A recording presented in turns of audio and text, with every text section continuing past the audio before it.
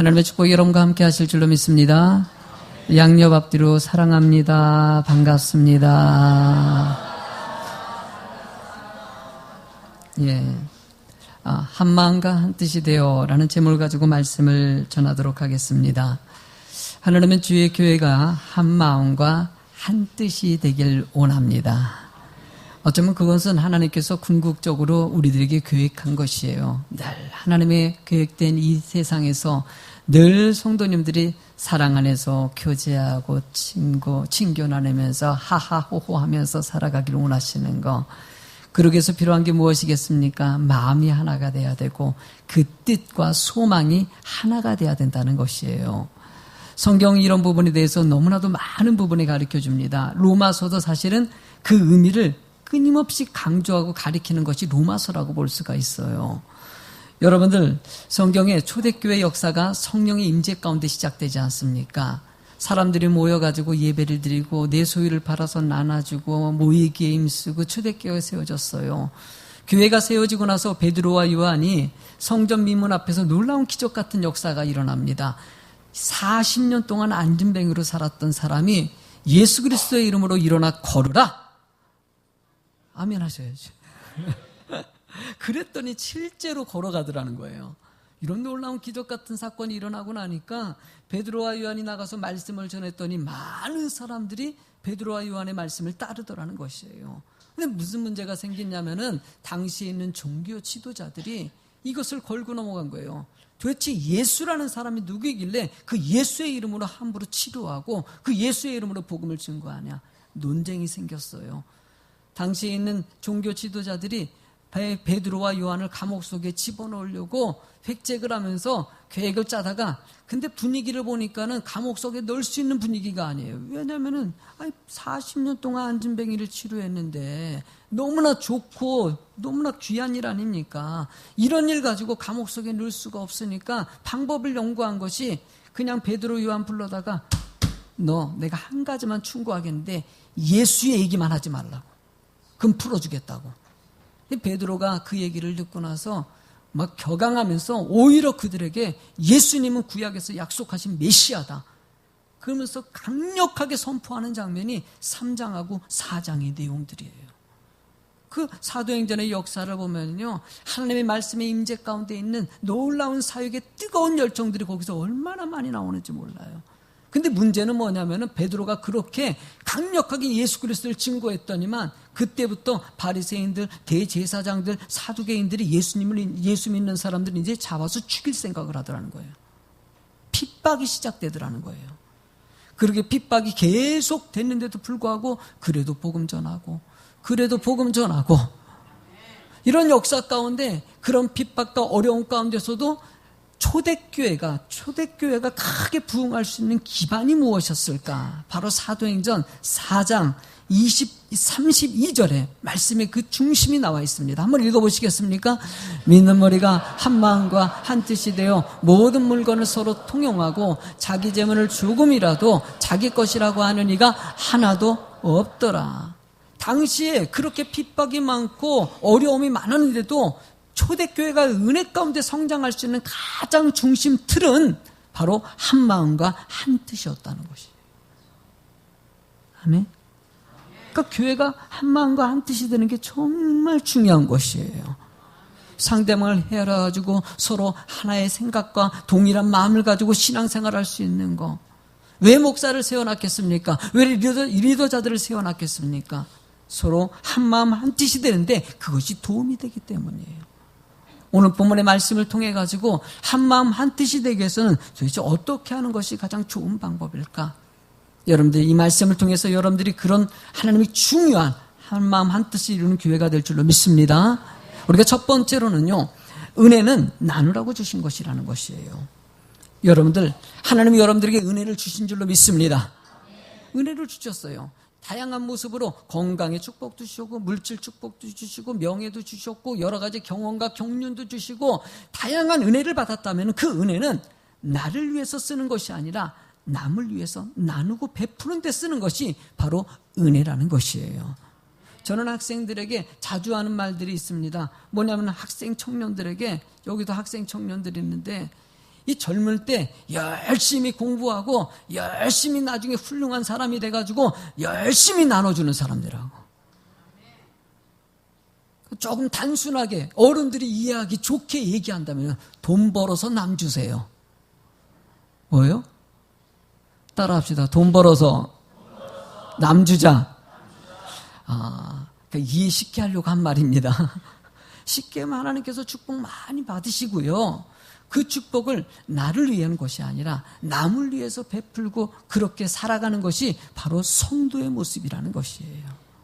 본문에 여러분들 이 이야기 가운데 보면은요, 이 기독교적인 세계관에 대해서 틀을 만들고 있거든요. 그 기독교적인 세계관의 틀이 어디에 가장 중심틀을 갖고 있으면 미국이란 나라예요. 왜냐하면 청교도 국가거든요. 하나님 말씀 안에 세워진 나라가 미국이라는 나라인데, 그 미국이 지금 많이 부분에 타락하고 문제가 있긴 하지만은요, 그래도요, 그런 세계관이 잡혀 있어요.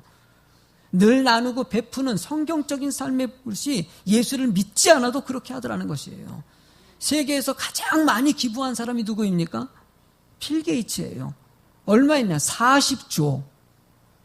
40억이 아니라 40조. 이게 여러분들이 감각이 없어. 조하면은요, 이 조라는 단위가 좀 느껴지지가 않아서 그래요. 하여튼 엄청 큰 돈이에요. 아무튼 그냥 40조 하면은요, 이거 상상을 초월한 돈입니다. 거기다가 뭐 워런 버핏이라든지 뭐 이렇게 훌륭하게 기부 정말 많이 한 사람들은요, 미국에 다 있습니다. 거의 대부분이 그런 사람들은요, 자식들에게 재산을 물려주는 거, 그거 별로, 이게 빌 게이츠 같은 경우도 자기 자식에게는 재산을 거의 물려주지 않았다고 합니다. 다 기부하는 데서 이미 선포해버렸다는 것이죠. 그만큼 베풀고 나누는 사고가 뿌리를 내리고 자기 스스로 자신이 벌어서 남을 줄 수 있는 사고가 이 성경적인, 이 청교적인 사고 가운데 뿌리 내리고 있다는 것이에요. 그러니까 빌 게이츠도 끊임없이 얘기하는 것은, 야, 내가 이런 것을 갖다가 많은 사람한테 배웠다. 그가 또 그에게 도움을 받았던 게 척 핀이라는 사람이 있거든요. 그 사람도 나누는 것에 열심을 해가지고 빌 게이츠라는 사람, 그 워런 버핏이라는 사람에게 영향을 미쳐가지고 늘 은혜 가운데 벌어서 남 주는 것이 그런 축복의 삶이 되어버렸다는 것이에요. 성경은요, 이런 부분에 대해서 끊임없이 베풀고 나누는 것에 대해서 강조하고 있어요. 여러분, 강도 만난 비유가 어떤 걸 얘기합니까? 강도 만나가지고 거반 죽게 됐는데, 여러분, 많은 제사장들 그냥 지나가고 서기관도 그냥 지나갔는데 불구하고 사마리아인, 이스라엘 백성들이 잘 그냥 욕하고 혐오했던 그 사마리아인이 지나가다가 그 강도 만난 자를 갖다 도와줬어요. 그러면서 예수님께서는 누가복음 10장 36절에 내 생각에는 이 세 사람 중에서 누가 강도 만난 자의 이웃이 되겠냐라고 물어봅니다.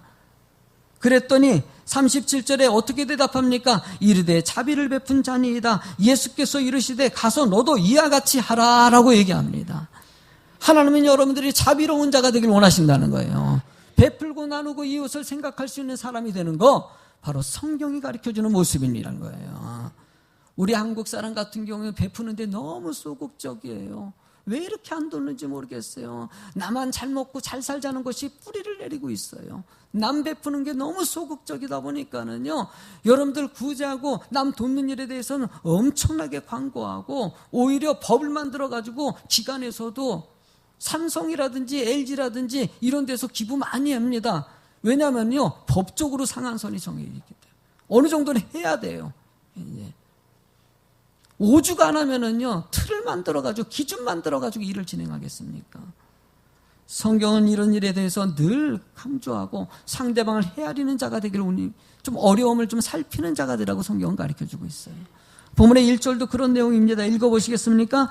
믿음이 강한 우리는 마땅히 믿음이 약한 자의 약점을 담당하고 자기를 기쁘게 하지 아니할 것이다 라고 얘기합니다. 믿음이 강한 사람은 믿음이 약한 사람들을 위해서 늘 돕고 베풀고 나누는 사람을, 이게 바로 성도의 모습이라는 것이에요. 교회 안에서는요, 연약한 사람들이 늘 있습니다. 세상에도 있습니다. 그때마다 여러분들이 남을 돕는다는 것은 궁극적으로 여러분들이 큰 축복이 되고 상대방을 살피는 사람의 모습이 여러분들의 삶의 중심이 되라는 것이에요. 여기서 본문의 말씀에서도요, 자기를 갖다가 담당하고 자기를 기쁘게 하지 않는다는 표현을 하고 있어요. 이게 뭘 뜻하겠습니까? 여러분들의 인생은요, 주를 기쁘게 하고요, 세상 사람들을 기쁘게 하는 것이 축복의 삶이라는 것을 얘기하는 거예요. 내가 돈 벌어가지고 내가 즐겁자. 이건 성경적인 요구에서 두 번째라는 것이에요. 2절의 말씀에 보충적으로 얘기합니다. 읽어보시겠습니까? 우리 각 사람이 이웃을 기쁘게 하되 선을 이루고 덕을 세우도록 할지니라. 하나님은요, 이 세상의 모든 사람들이 다 행복하길 원하십니다. 모든 사람들이 행복했을 때 여러분들이 주신 은혜를 나누어 줄 때 행복해질 수 있다는 것이에요. 베푸는 것에 대한 기쁨이 얼마나 큰지 모릅니다. 잘못 느끼는데요, 나누고 베풀다 보면요, 시간이 지나다 보면요, 여러분들의 인생 마치는 순간이 왔을 때, 어저께도 한 분이 소천했다는 얘기 듣지 않았습니까? 그래요. 그분이 그 순간이 올 줄 누가 알았겠습니까? 불과 몇 개월 전만 해도 만나가지고요, 구원 영접시킬 때 보니까는 아주 얼굴이 잘생기시고 건장하시고 누가 봐도 아주 멋진 중년 남성이었다고 그러시더라고요. 그랬던 그분이 불과 바로 몇 개월 사이에 암이 발견돼가지고 뒤늦게 그래도 목사가 가서 구원 영접하니까는 구원 영접하고 예수 믿겠다고 고백해서 어저께 천국 소망이 이뤘어요. 얼마나 감사한지 몰라요. 그러나 그런 순간들이 여러분들에게도 오지 않을, 여러분들 똑같습니다. 제가 아주 정확하게 예언하건대 모두 죽습니다. 마지막 순간이었을 때 여러분들은 뭘 남기냐는 것이죠. 늘 성경은 이걸 물어보는 것이에요. 어떤 인생이었냐라는 걸 물어보는 것이죠. 나만 즐겁고 나만 먹고 살기 위해서 살았다고 얘기하는 것이 아니라 그래도 나누고 베풀고 살아가는 것은 여러분들의 큰 축복이라고 얘기하는 것이에요.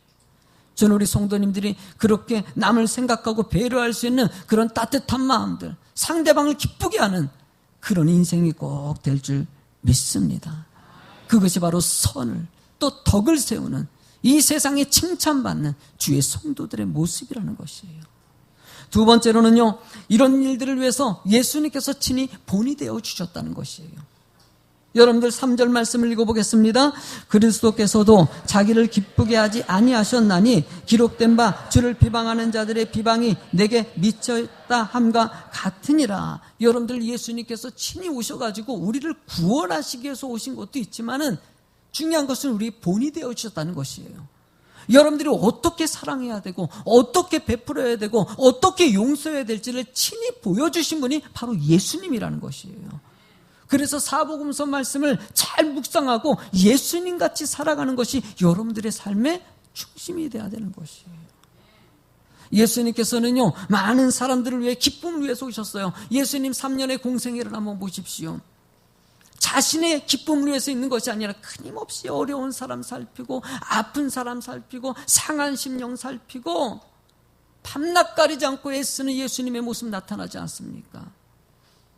늘 상대방의 어려움을 살폈던 예수님의 모습이 있는 반면에 실제적으로 자신이 어려움을 겪는 순간이 옵니다. 어떤 순간입니까? 예수님 십자가에 못 박히는 사건이에요.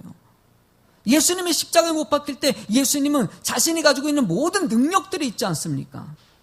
그 능력들을 자신을 위해서 쓰지 않습니다.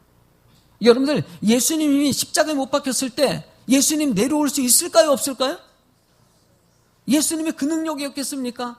예수님이 십자가에 딱 못 박혀가지고 나를 갖다가 이렇게 죽이려고 하는 병정들 한 사람만 예수님의 말 한마디만 베풀어가지고 사람을 죽이고 살리는 분이 예수님 아니십니까? 나를 병정들을 갖다가 이 시간에 병정들 눈 멀지어다. 그럼 눈 멀어요, 안 멀어요? 아니, 멀어요. 아니 예수님이 세상을 창조하신 분 아닌가? 아니, 군사들을 눈 멀게 못하겠습니까? 제사장을 눈 멀게 못하겠습니까? 어? 다리 몽둥이 분지러뜨리라고. 말로만 다리 몽둥이 분지러지고요. 뭘 못하겠습니까? 한 사람만 샘플 보여줘도 예수님 풀어줄 거예요. 그래요, 안 그래요? 예수님이 그 능력 다 있어요. 못 내려오겠습니까? 그런데도 예수님은요, 자신의 능력을 그런 데 사용하지 않고 십자가에 그냥 허무하게 우리를 위해서 십자가에 대속해서 죽으십니다. 무엇 때문입니까? 우리를 위해서예요. 우리가 예수 믿고 구원받기 위해서 그 모진 고난 다 당하시고 오직 우리를 위해서 사셨던 분이 예수님이시라는 것이에요. 그러면 여러분들도요, 예수님 같이 여러분들도 여러분 자신이 아니라 남을 위해서 사는 인생이 바로 복된 인생이라는 것이에요. 저도 25살에 예수님 영접하고 제일 먼저 깨닫는 게 뭐냐면요, 나를 위해 살던 것에서 25년 동안 나를 위해 살았어요. 그러다가 예수 믿고 나서 말씀 깨닫는 거 한 가지는요, 남을 위해 사는 거 배운 것이. 베풀고 나누고, 이걸 안 게 너무나 감사해요. 그렇게 베풀고 나누면 힘들 줄 알았는데 지금 나 잘 살아요, 안 살아요? 내가 보니까 나 잘 살아요. 어저께도 우리 지난 금요일 날도요, 김인이라는 애가 소방관이에요. 소방관인데 연락이 와가지고요, 자유로 도로에서 갑자기 차를 세워놓고 나한테 연락이 왔더라고. 이 친구가 막 얘기하는데 보니까 이 소방 일 하다 보니까는요, 얼마나 아주 이상한 사람들이 많아요. 와가지고 뭐 지하에서 뭘 하는데 뭐 마음이 안 들었는지 이 공무원에게 엄청나게 욕을 했나 봐요. 그래서 막 분이 안 풀려가지고 나한테 전화했더라고요. 박 목사, 내가 왜 욕을 먹어야 돼? 아니 막 그러면서 너무 속상해서 너무 힘들어서 제가 얘기했죠. 너는 국민을 위한 자리 아니냐. 오죽했으면 욕할 사람이 없어가지고 너한테 욕했냐. 그분은 그래도 네가 얼굴이 욕먹기에 좋은 얼굴이라고. 그 사람은 너 아니면 딴 데 욕한다 야. 누군가 받아줄 사람이 있어야 돼. 네가 좀 받아줘. 그랬더니 그런 거야? 네가 얼굴 인상이 좋잖아. 그래요. 참 그런데도 야 그래도 힘들긴 힘든데 그래 힘들어요. 힘들거려요. 누군가 돕고 베풀고 하는 것도 쉽지 않고요. 상처받은 사람들이 얼마나 많은지 몰라요. 예수님께서도요, 이 세상의 모든 질과 어떤 가운데서도 여러분들이 샘플된 것은 여러분들도 좀 이겨내고요. 그래도 그 상한 심령들을 여러분들이 돕고 베푸는 자가 되길 주님이 원하신다는. 세상에 힘든 사람 많을 때 여러분들이 그 손길을 뻗치는 여러분들이 꼭 되시기 바랍니다. 바울 사도는 4절의 말씀에 이렇게 얘기합니다. 무엇이든지 전에 기록된 바는 우리 교훈을 위하여 기록된 것이니 우리로 하여금 인내로 또는 성경의 위로로 소망을 가지게 함이라. 이 말이 뭘 뜻입니까? 그러니까 성경에 예수님께서 그렇게 본이 되어 온 것은 성경에서 얘기한 대로 이루시고자 하는 것 같지. 여러분들도 말씀 들었으면은요, 말씀대로 살고요, 소망이 되라는 것이에요. 오늘도 귀한 말씀, 여러분들 말씀의 은혜가 된다면요, 꼭 그 말씀대로 살아가는 여러분 되시기 바랍니다. 세상은요, 위로의 손길들이 필요한 데가 얼마나 많은지 몰라요. 그 위로의 손길에 내가 하겠습니다. 아멘? 여러분들 위로자 되십시오. 그러면 네가 가세요. 그러지 말고요. 내가 하겠습니다. 따라합시다. 내가 하겠습니다. 내가 해야 돼요. 여러분들이 좀 하셔요. 히브리서 12장 1절과 2절을 한번 읽어보시겠습니까? 그러므로 우리에게 구름같이 둘러싼 허다한 증인들이 있으니 모든 무거운 것과 얽매이기 쉬운 죄를 벗어버리고 인내로서 우리 앞에 당한 경주를 하며 믿음의 주여 또 온전하게 하신 예수를 바라보자. 그 앞에 있는 기름을 위하여 십자가를 참으사 부끄러움을 개의치 아니하시더니 하나님 보좌 우편에 앉으셨느니라 라고 얘기합니다. 여러분들 예수님께서는요, 예수님이 본이 되셔서 그분을 바라보고 그분의 삶을 따라가는 자가 되길 원하신다는 것이에요. 그럴 때 여러분들이 이 경주 같고 여러 가지 장애물이 있는 이 세상 가운데 여러분들이 이겨내서 하나님의 증인된 삶, 많은 사람들에게 본이 되는 그런 샘플이 될 수 있다는 것이에요. 지금도요, 아까 얘기한 것 같이 여러분 빌 게이츠가 척핀이라는 사람의 구제하는 것을 보고 나서 자신이 그것을 배웠다는 것이에요. 여러분들도요, 많은 사람들에게 선행의 샘플이 되어주세요, 좀. 와, 저 집사님, 저 권사님, 너무 참 이웃을 사랑하신다. 너무너무 귀한 분이다. 보니까 지난 6월 달에 뉴스에 지덕준 씨라는 분 이야기가 나왔어요. 지덕준 씨라는 분이 보니까 기초수급자예요. 기초수급자인데도 불구하고 어려운 이웃을 갖다가 7년 동안 말없이 조용히 도와준 거예요. 적은 돈도 아니고 자신도 먹기 힘든 상황 가운데 그래도 왜 이렇게 됐냐 그랬더니 자신이 어려울 때 도움받은 것이 은혜도 있고 남의 어려운 마음들을 알게 됐다는 것이. 그 마음이 느껴지니까 가만히 있을 수 없다는 거예요. 그러니까 여러분들이 힘든 사람의 마음이 여러분들에게 느껴져야 돼요. 왜 돕지 않냐? 그 마음을 못 느끼기 때문이에요. 모르기 때문이에요. 여러분들 힘든 사람들을 주변을 헤아리시기 바랍니다. 믿음이 약한 사람도 헤아리시고, 물질에 어려운 사람도 헤아리시고, 건강이 약한 사람도 헤아리시고, 성격이 좀 부족하고 힘든 사람도 헤아리시고요. 그 손을 잡아줘가지고 서로 사랑의 공동체가 되는 모습, 바로 예수를 바라보는 성도들에게 나타나는 축복의 성도들. 그 사람이 예수님이 하나님 우편에 앉으신 것 같이 여러분들도 천국 소망을 이룰 수 있다는 것입니다. 마지막으로 우리 세 번째 제목을 한번 읽어보시겠습니까? 한 마음이 되길 원하십니다. 여러분들 왜 은혜를 나눠주고 예수님을 본받아야 될까요? 궁극적인 목적은요, 한 마음이 되길 원하시기 때문에. 한 마음이. 여러분들 5절 말씀을 읽어보겠습니다. 이제 인내와 위로의 하나님이 너희로 그리스도 예수를 본받아 서로 뜻이 같게 하여 주사. 예수님께서 친히 우리의 모든 삶에 뜻이 같아질 수 있도록 말씀을 주셨다는 것이에요. 그렇게 위로해 주시고 힘이 되어 주시는 것은 결국은 한 가족 같은 은혜의 공동체가 되길 원하시는 것. 저는 늘 잊지 않고 있어요. 우리 예수비전교회가 우리 검암 땅에 어려운 사람들을 살피는 교회 됐으면 좋겠어요. 우리 성도님들이 가는 가정과 여러분들의 생활 터전들이 이웃을 살피고 돕는 그런 생활 터전이 됐으면 좋겠어요. 여러분들 축복을 사모하시기 바랍니다. 사모하시고 축복을 주는 인생이 되십시오. 나만 즐거울 것이 아니라 끊임없이 다른 사람들이 웃는 모습을 위해서 이렇게 돕고 또 돕고 또 돕고. 6절도 읽어보시겠습니까? 한 마음과 한 입으로 하나님 곧 우리 주 예수 그리스도의 아버지께 영광을 돌리게 하려 하노라. 하나님께서 원하시는 것은요, 한 마음과 한 입이 되는 것이에요. 그 안에서 영광 돌리는 성도들의 모습이 되는 거, 여러분들 함께 주님을 높이는 여러분들이 될 줄로 믿습니다. 교회 안에서 진행하는 일들에 대해서 한 마음이 되어주셔요. 한 마음을 모아주세요. 금액도 상관이 없어요. 자신의 은혜의 분량대로 하면 되는 것이에요. 어려운 사람 돕자 그러면 좀 도와보세요. 필리핀에 있는 사람들을 위해서, 여러분들 거기 생활 없는 어려운 사람을 위해서 마음 돕자 그러면 조금이라도 마음 열어보시는 것도 은혜인 것이에요. 하나님은요, 이렇게 저렇게 나누고 베푸는 교회가 되는 거. 저는 우리 교회가요, 이렇게 마음껏 베풀고 지금도 참 은혜 가운데 잘 나누고 있어요. 여러분들이 헌금하는 것 가지고 장애인도, 그리고 어려움에 처한 사람 학비로도 쓰여지고 있고요. 선교비로 또 선교사님들의 선교비로 부르고, 작은 교회들의 개척 자금으로서 여러분들이 이렇게 헌금해 주셔가지고 하는 거, 하나님 이런 걸 기뻐하십니다. 앞으로도 더 풍성하게 나누는 교회 됐으면 좋겠고요.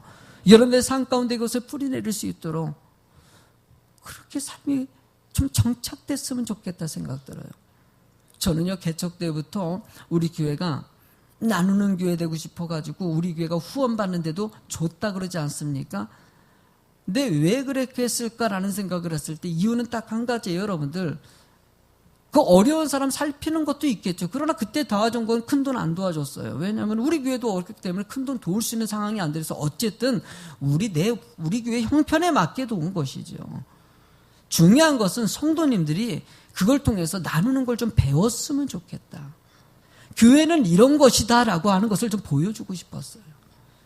우리 교회만 그 돈 가지고 우리 교회 잘 되고 우리 교회 필요한 거 채우고 우리들이 즐겁고, 이게 아니라 다른 교회도 즐겁고 어려운 사람도 웃을 수 있게 만들 수 있는 그런 교회. 여러분들 교회는 그래야 되는 거예요. 함께 그런 교회 만들기 위해서 여러분들이 그런 생각 가지고 살아가는 여러분 될 줄로 믿습니다. 빌립보서 말씀을 한번 읽어볼까요?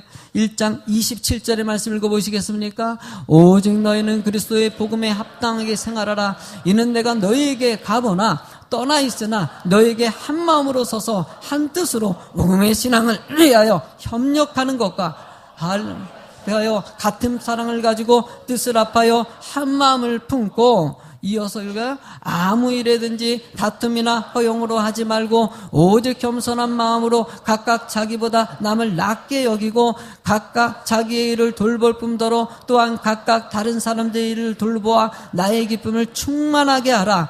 그리스도 이 마음을 품으라. 곧 그리스도 예수의. 아멘. 빌립보서의 성도들에게 바울 사도가 얘기하고 싶은 것은 한 마음이 되라는 것이에요. 한 마음이 됐을 때 본문의 말씀도 그렇지 않습니까? 한 마음 한 뜻이 되어 서로 협력해라. 같이하여 같은 사랑을 가지고 뜻을 합하여 한 마음을 품어라. 다툼이나 허용으로 하지 말고 오직 겸손한 마음으로 자기보다 남을 낮게 여기고 상대방을 좀 좋게 여겨주라는 것이에요. 그러면서 자기를 잘 돌보고 일단 자신의 신앙을 잘 살피고 다른 사람들의 일을 돌보아서 하나님의 기쁨이 되라는 것이에요. 남을 기쁘게 하는 것이 바로 하나님을 기쁘게 하는 것이라는 것이에요. 바로 그런 것이 바로 예수 그리스도의 마음이다. 예수님의 마음이 그렇다는 것이에요. 여러분들 예수님 마음 닮아갈 줄로 믿습니다. 바로 그게 바로 여러분들의 모습이에요. 바로 옆에 계신 분이에요. 바로 아이고 딱 봐도 예수님 같지 않습니까? 한 번 더 고백하세요. 집사님 보니까 예수님 만나는 것 같습니다. 아이고 쑥스러워라. 여러분들에게는 예수님의 형상이 있습니다. 장점들이 있어요. 꼭 그럴 때마다 내세울 것 하나도 없는데 아니에요 여러분들. 부족한 부분이 있어요. 그러나 예수님 같은 모습이 있어요 없어요 그랬더니 오늘 예배 드리지 않습니까? 이런 부분은 예수님 앞에서 온전한 모습들이에요. 장점들이 얼마나 많은지 몰라요. 보면 옆에 계신 분들에게 배울 게 참 많아요. 안 배울 것도 있고 안 배울 건 배우지 마시고 배울 것들을 다 예수님의 형상같이 바라보시면서 야 집사님 가운데 우리 남편 우리 아내 가운데 예수님의 형상이 있구나. 로마서 8장 28절을 크게 읽어보세요. 우리가 알거냐 하나님을 사랑하는 자 곧 그의 뜻대로 부르심을 입은 자들에게는 모든 것이 합력하여 선을 이루라. 하나님은 여러분들을 부르셨습니다. 한 마음 한 뜻이 되어서 이 세상을 아름답게 만들어갈 줄로 믿습니다. 여러분들의 마음이 이웃을 살필 때 세상이 아름다워진다는 거예요. 세상이 웃을 수 있다는 것이에요. 온 땅을 웃게 만드는 여러분이 되길 주의 이름으로 축원합니다. 찬양하께 드립니다.